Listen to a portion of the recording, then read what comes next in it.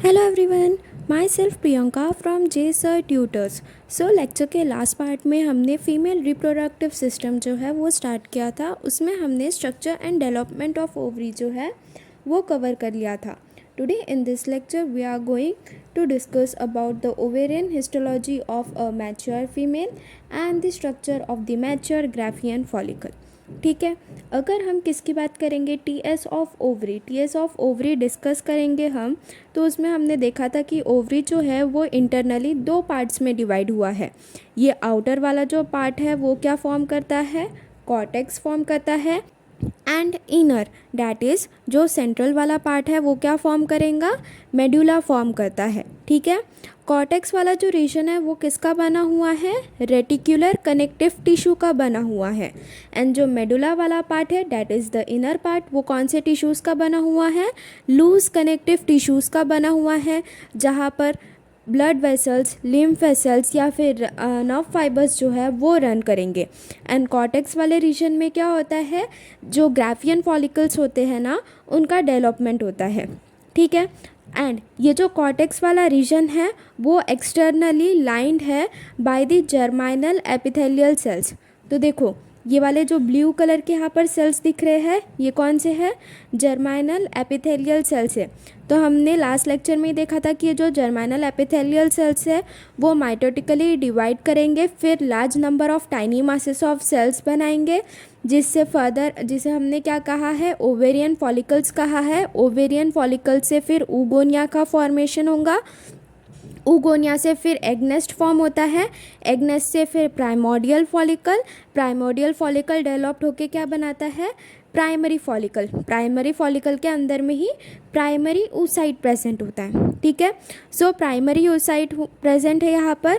फिर primary oocyte के ऊपर में अगर एक और लेयर आ जाएंगी फॉलिकुलर सेल्स की, ये देखो ये प्राइमरी oocyte हो गया, उसके ऊपर में एक और लेयर आ गई अगर फॉलिकुलर सेल्स की, तो वो किस में डेवलप कर जाएगा, सेकेंडरी oocyte में डेवलप्ड हो जाएगा।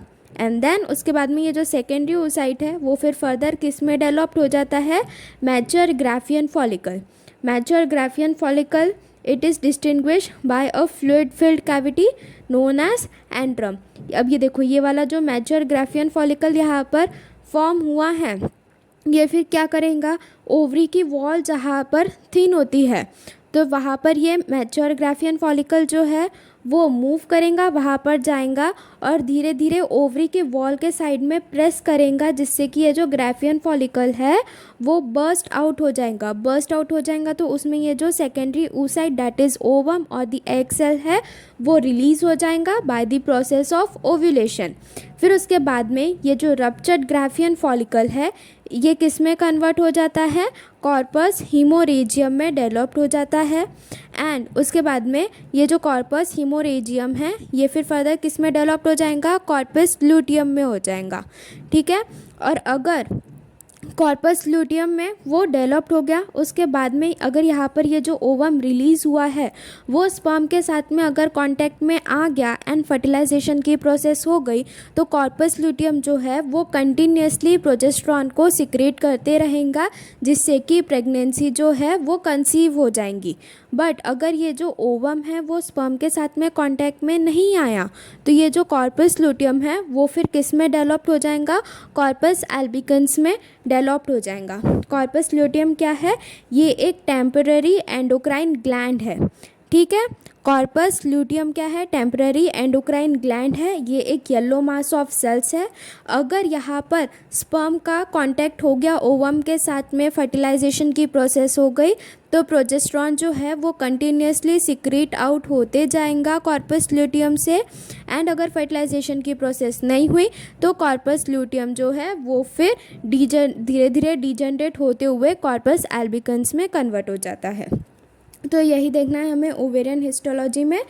एक बार हम इसकी थ्योरी भी रीड आउट कर लेते हैं। ठीक है, the Graafian follicle presses against the thin wall of the ovary, giving it a blistered appearance. The egg is released from the graphian follicle during ovulation. जब ओव्यूलेशन की प्रोसेस होंगी तब ये जो ग्राफियन फॉलिकल से जो एग है वो रिलीज आउट हो जाता है and the remaining part of the follicle changes into a temporary endocrine gland that is the corpus luteum. फिर उसके बाद में ये जो रप्चर्ड ग्राफियन फॉलिकल है उसका जो पार्ट है वो फिर किस में कन्वर्ट हो जाता है, कॉर्पस इमोरेजियम। एंड देन उसके बाद में ये जो कॉर्पस इमोरेजियम है वो किस में डेवलप कर जाता है, एक टेम्पोररी एंडोक्राइन ग्लैंड में, जिसे हमने कॉर्पस ल्यूटियम कहा है। ठीक है। If fertilisation does not take place, the corpus luteum degenerates into a white scar called as corpus albicans. Corpus albicans क्या है, ये एक वाइट मास ऑफ सेल्स है। एंड कॉर्पस ल्यूटियम क्या है, ये एक येलो मास ऑफ सेल्स है। ठीक है। Now moving forward towards the structure of Graafian follicle.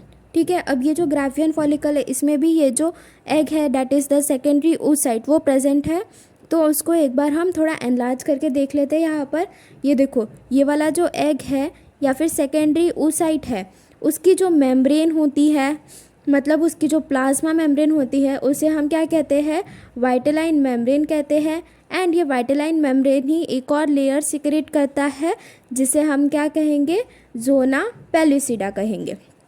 ठीक है। ये हमने अभी किसकी बात की, सेकेंडरी oocyte की बात की।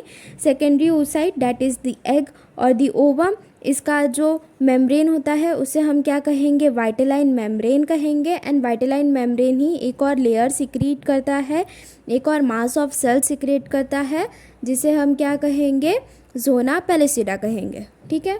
अब अगर हम स्ट्रक्चर ऑफ ग्राफियन फॉलिकल की बात करेंगे तो उसकी जो आउटर लेयर होती है उसे हम क्या कहेंगे, थीका कहते हैं। ठीक है। ग्राफियन फॉलिकल की आउटर लेयर को हम क्या कहेंगे, थीका कहेंगे, जो कि फर्दर दो पार्ट्स में डिवाइड हुए हैं। आउटर वाले पार्ट को हम क्या कहेंगे, थीका एक्सटर्ना। ये देखो, ये वाला जो ये आउटर वाला पार्ट दिख रहा है उसे हमने क्या कहा है, थीका एक्सटर्ना कहा है। अब ये आउटर लेयर है तो इसका फंक्शन क्या होगा, प्रोटेक्शन का होगा। ठीक है। सो जो थीका एक्सटर्ना है वो कैसी है, outer most fibrous protective covering है। ठीक है। देन उसके बाद में जो अंदर वाली लेयर है वो कौन सी हो जाएंगी, थीका इंटरना हो जाएंगी। थीका इंटरना वाली जो लेयर होती है वो क्या करेंगी, एस्ट्रोजन हार्मोन जो रहता है वो सिक्रीट करती है। ठीक है। देन उसके बाद में यहाँ पर थीका इंटरना भी हो गया। उसके बाद में हमारे पास में एक ग्रैनुलोसा सेल्स जो होती है उसकी मेम्ब्रेन प्रेजेंट होती है, जो कि oocyte को भी कवर करके रखती है।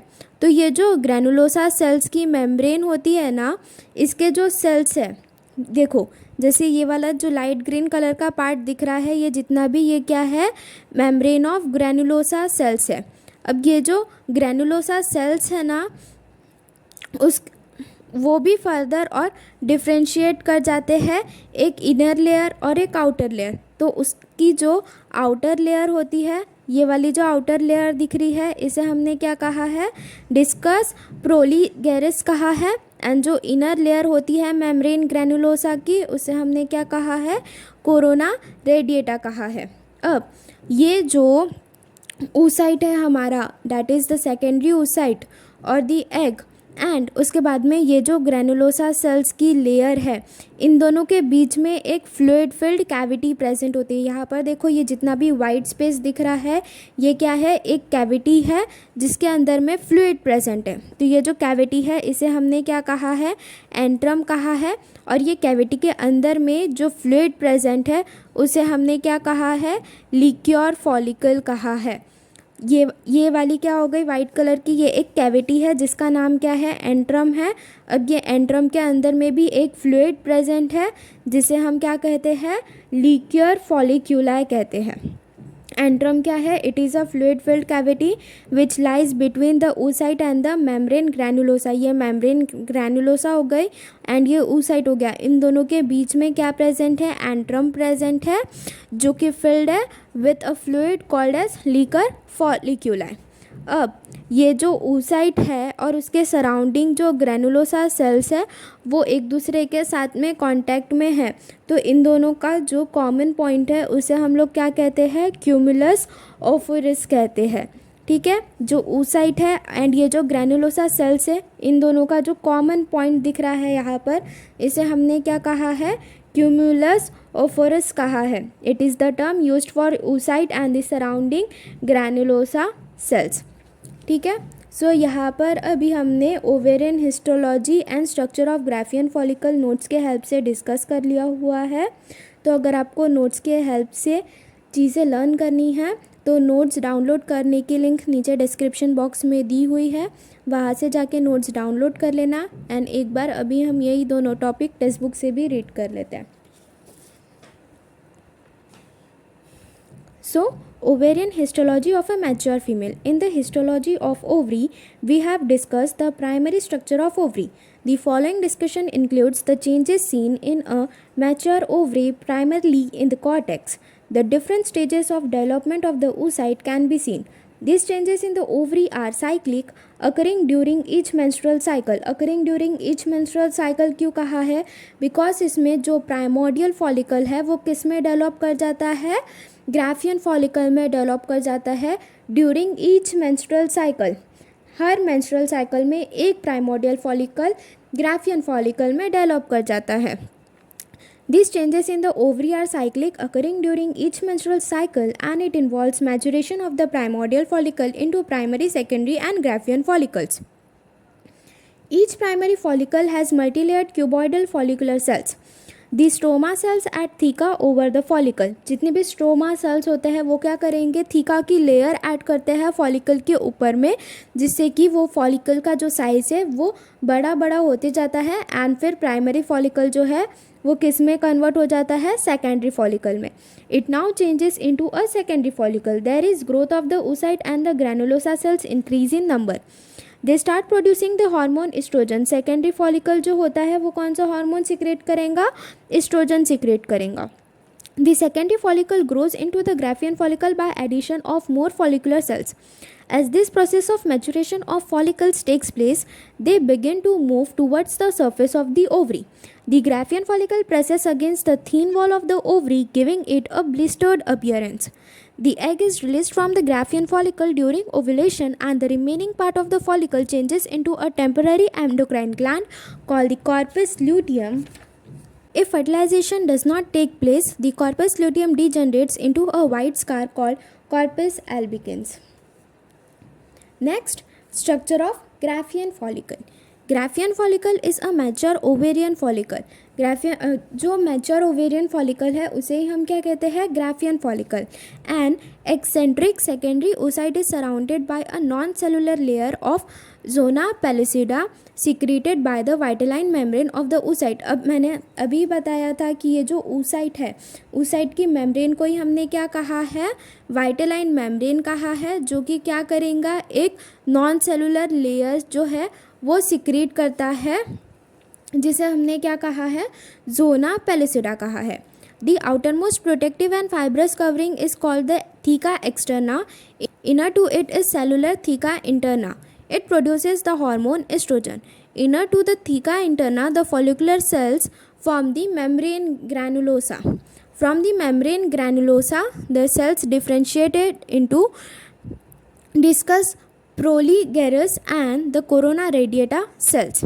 अब मेम्ब्रेन ग्रैनुलोसा के जो सेल्स होते हैं वो फिर फर्दर डिफ्रेंशिएट करते हैं दो लेयर में। जो आउटर वाला लेयर है वो क्या बनाएगा? डिस्कस प्रोलीगेरस बनाएगा, और कोरोना रेडिएटा जो है वो इनर मेम्ब्रेन ग्रैनुलोसा की लेयर फॉर्म करता है। Cumulus oophorus is the term used for the oocyte and the surrounding granulosa cells. ये देखो, ये वाला जो बीच वाला पार्ट है ये क्या बनाएगा? क्यूमुलस ओफोरस बनाएगा। ठीक है। A fluid filled cavity called antrum lies between the oocyte and the membrana granulosa.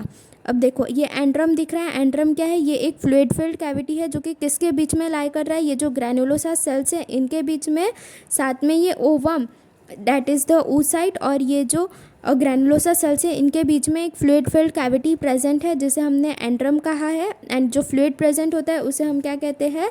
लिक्योर फॉलिक्यूलाई कहते हैं। A fluid filled cavity called antrum lies between the oocyte and the membrana granulosa. It is filled with a fluid called as liquor folliculi. ठीक है। सो यहाँ पर हमने female reproductive system में जो primary sex organ था वो पूरा कंप्लीट कर लिया है। एंड नेक्स्ट लेक्चर में हम जो सेकेंडरी सेक्स ऑर्गन है, जो इनर सेकेंडरी सेक्स ऑर्गन है फीमेल रिप्रोडक्टिव सिस्टम में वो डिस्कस करेंगे। सो अगर आपको नोट्स के हेल्प से पढ़ना है, नोट्स डाउनलोड करने के लिंक नीचे डिस्क्रिप्शन बॉक्स में दी हुई है। And if you like the video please like, share and subscribe our channel. And if you are having any queries then do message in the comment box. Thank you.